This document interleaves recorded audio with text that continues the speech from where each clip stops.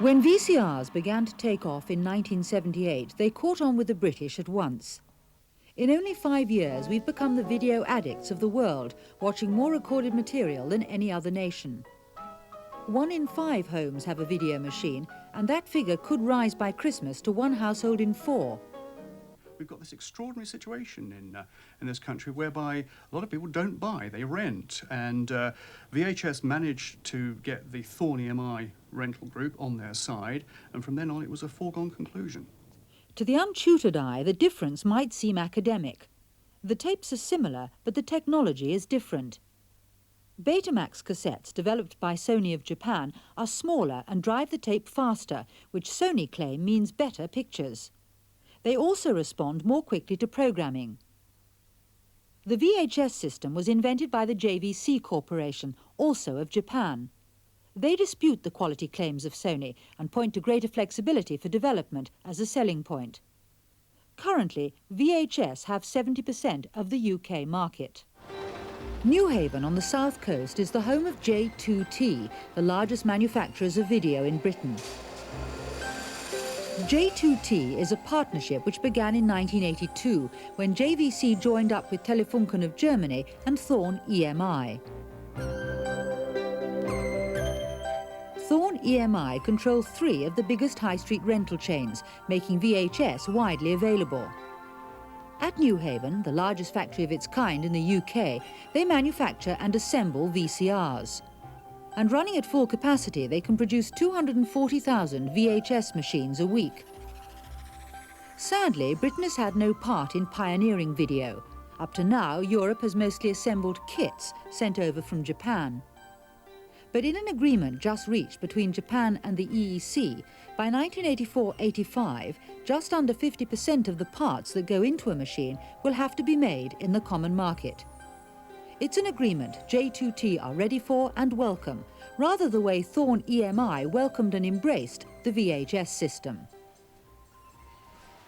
As far as the part of the organisation that I'm responsible for, that of Ferguson, we had a large opportunity in the market through an established distribution network. We did a lot of preparatory work in terms of dealer training. Big educational role we played in the late 70s before the market really started to develop, and I think that really stood us in very good stead from a marketing point of view. We just took the view that if it was in video, we were going to try and have a go at everything, and that came through. Despite coming out 16 months before VHS, Sony have never managed to get in on the rental chains. Concentrating more on volume sales, this is their distribution centre in Slough, their machines tend to be cheaper. But even so, they only have just over 20% of the market. An even smaller 5 to 10% going to Philips and Grundig's V2000. Although more popular in America, in Britain only about 1.5 million homes use Betamax. But Sony are not dismayed. As far as those people who want quality and reliability and durability, it is still Sony. And what they're getting is this Rolls-Royce type product at very competitive prices. There are fewer Rolls-Royces on the marketplace as well than other cars. And as far as Sony's concerned, we would never expect to have a large share of the market because we appeal to people who want to buy on quality and reliability consistently. Well, I can say that I've for years used a beta system because I thought it produced the best pictures, and I still believe it produces the best pictures. Unfortunately, that hasn't meant that it succeeds. I'm as sad as they are, actually, over that, although I'm sure they don't say they're sad. I'm disappointed. I'd be very sorry to see beta disappear. I hope it doesn't, but I feel it will cling on by the skin of its teeth. As VCRs become smaller and easier to use, more people are becoming encouraged to buy rather than rent. But with machines in 1 in 4 homes by Christmas, just how much more of a market is there, either for sale or rental? Has saturation point been reached already? No. By the end of this year, we shall have about 27% of the homes in the UK with a videotape recorder either rented or owned. And we could expect, I think, quite reasonably from all the research that we have done to go up to an ownership level of about 2/3 of the overall market before it significantly slows down, so we've got a long way to go. Our view is that people will start to use video much more as a hobby and less as a passive piece of machinery that sits in the corner. People will start using it much more actively, and with these new toys which we have, the little video camera, the small little thing, one piece, which takes a full-size, standard-size cassette, 3.5 hours recording time. So you can take that out, use it, come home, take the cassette out of that machine, put it in your Betamax, press the button, watch it on television. It's as simple as that. They'll be using it in their home. And I don't mean just taking a video recording of your daughter's 21st birthday party.